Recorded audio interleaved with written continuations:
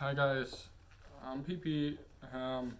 This time I'm going to show you guys how the fastest way to you want to spot UFO or alien or Sasquatch or Bigfoot or ghost.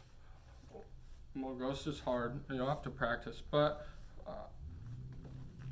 usually try to see them. You look around.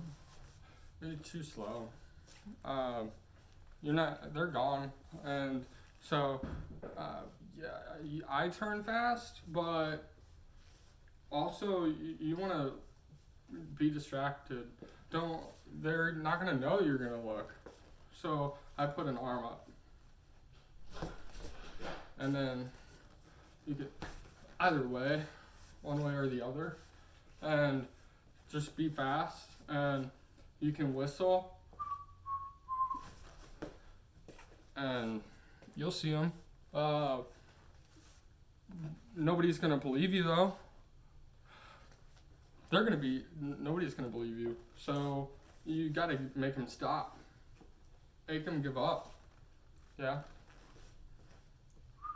Gotcha. Y'all gotcha. And they'll freeze. They give up.